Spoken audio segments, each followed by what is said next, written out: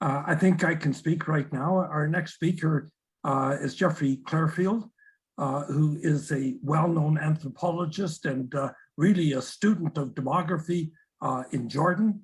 And I'll turn it over to him to now speak. Geoffrey? Thank you, Ted. I just want to make sure you can hear me, see me. Sounds good to me. Okay, it's a delight to be here today. And I'd like to thank you for organizing this. I'd like to thank you for your comments, and especially to Mudar for his bracing comments, which are really full of hope. And hope is in short supply in the Middle East. And so it's truly and sincerely welcome.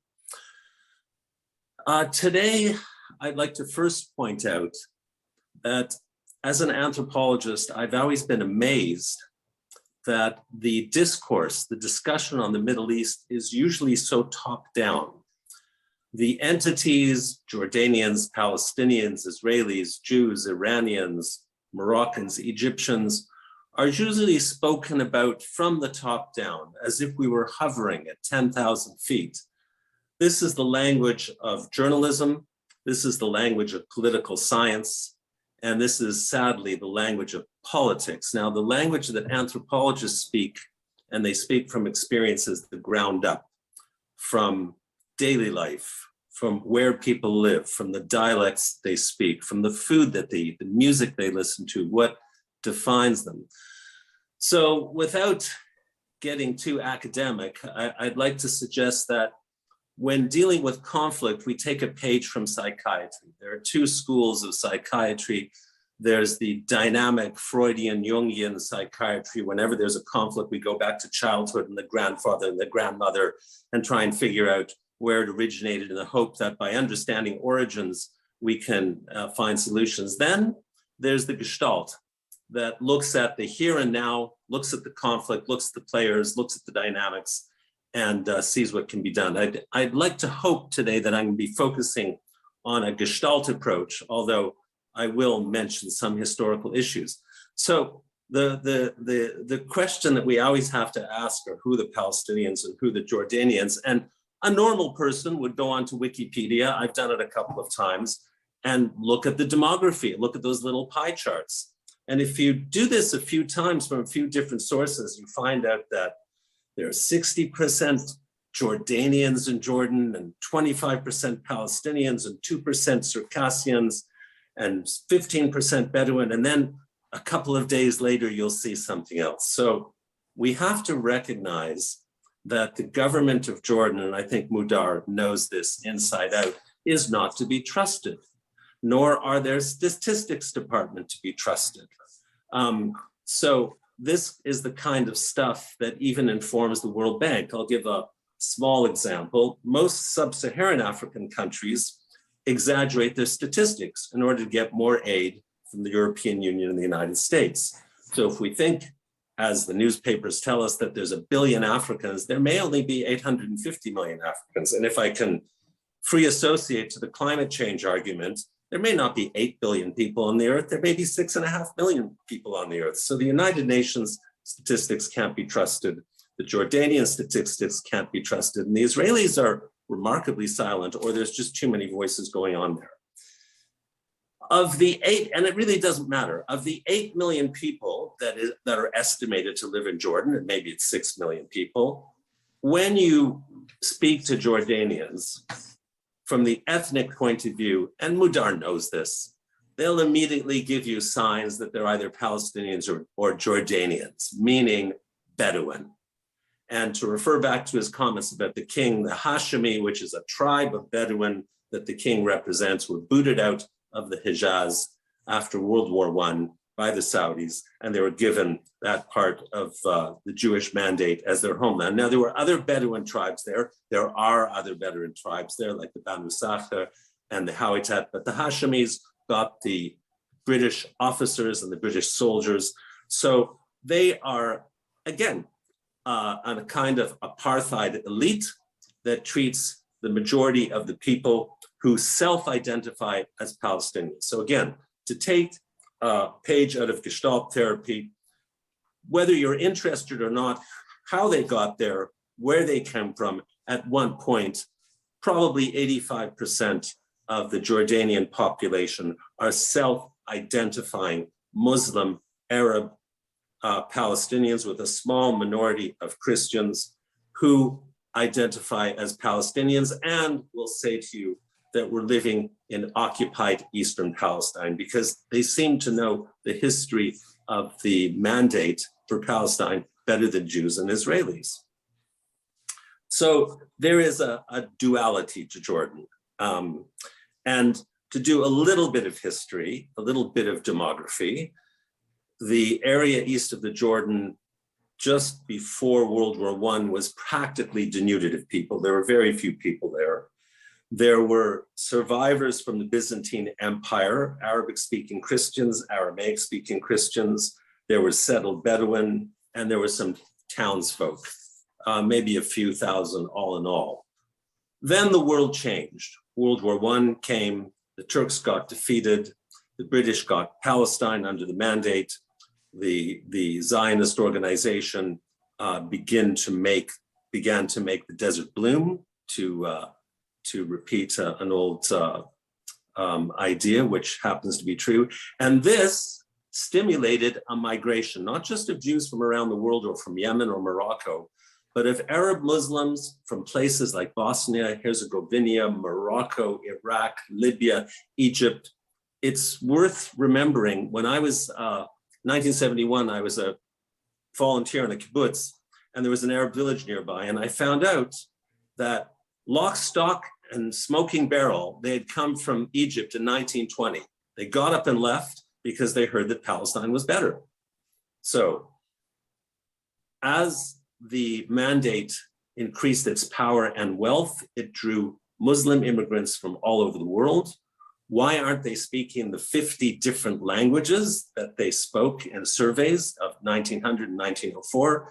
Because they assimilated to the founders, a small group of Christian and Muslim Arabs, and their lineages merged, and their daughters and their sons married each other. And so they became Palestinians by migration. And whether it's 70% of the Arabs of Israel, Judea, Samaria, or Jordan, or 80% or 60% is really not important, because they self-identify as such. But they're as new to Palestine as Zionists from Poland in 1920. And each community, both Jewish and Arab, has more ancient communities, such as those that came from Yemen in the 1800s. And it's important to say in this conference that there's been Jewish communities in the land of Israel, unbroken for 2,000 years. The great conflict in Jordan, and I'm repeating this for emphasis, is between Bedouin and Palestinian. And there is daily evidence that the Palestinians hate the Jordanians, they hate the rulers, and the rulers hate them and exploit them. They make it difficult to join the army, they make it difficult to pay taxes, and they pay higher taxes than anyone else.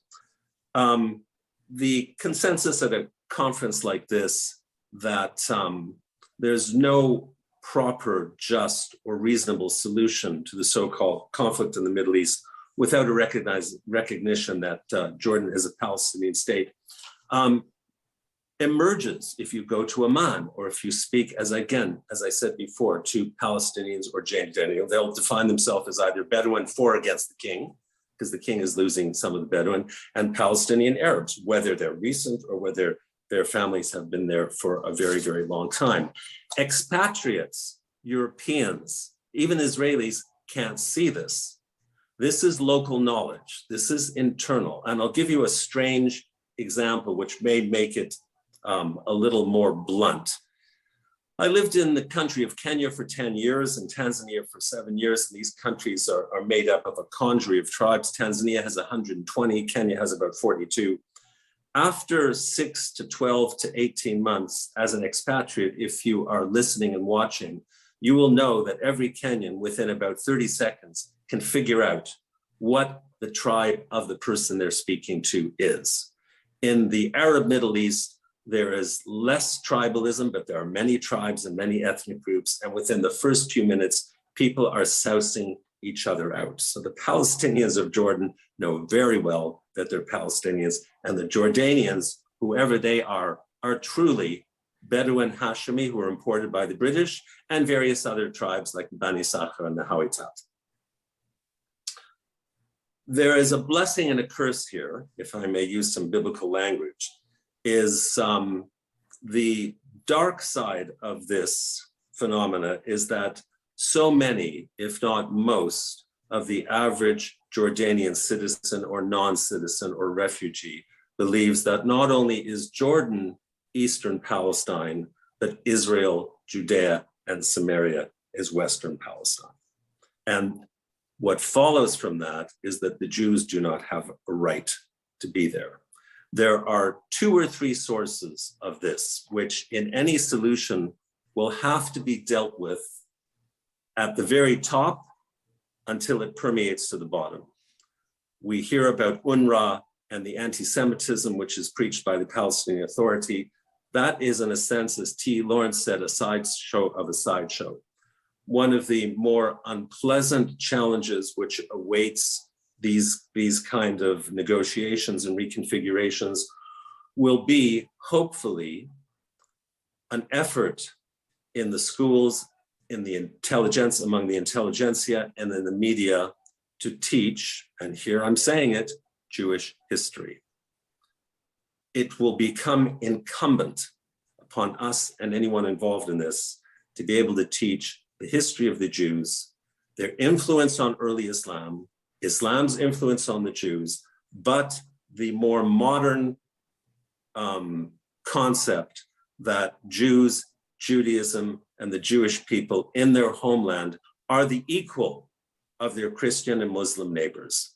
It pains me to point out that there is an element of supersessionism in traditional Islam, which is part of a very wide prejudice from Morocco to Iraq that says, well, maybe we can tolerate Jews as a second-class minority, just the way the Jordanian Bedouin tolerate Palestinians as a second-class minority. But as religious equals and as national equals, that is going to be a great challenge. And I don't want to, in the short time that I have, leave you with this open-ended question and say, solve it.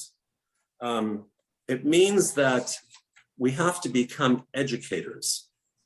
And if we're going to become educators, or if there's going to be an educational and media component to Jordan as Palestine, in a sense, we're teaching anthropology.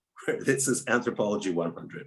We're going to have to talk about who the Arabs are and where they come from and how they define themselves, who the Jews are, where they come from and how they define themselves, and how these things do or do not fit in or are or are not accepted by present people.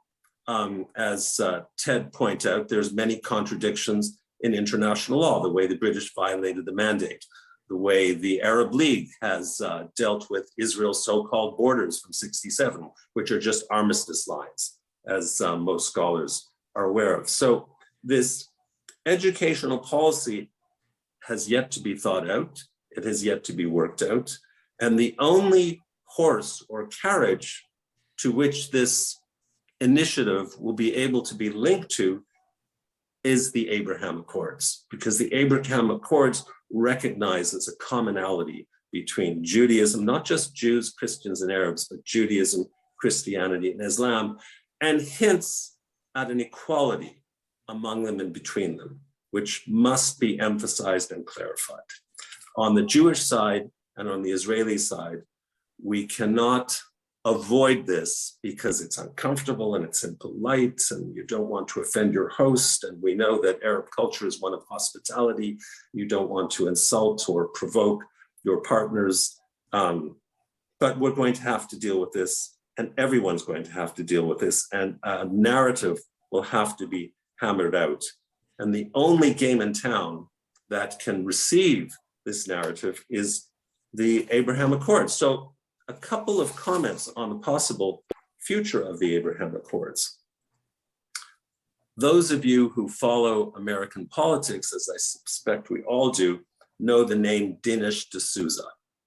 And young Dinesh D'Souza just released a film called 2000 Mules, which suggests, I won't say the election in the United States was stolen, but which suggests that it was. And he does so with an enormous amount of research. If any of you have seen his film, Hillary's America, he's a gifted, gifted orator and communicator.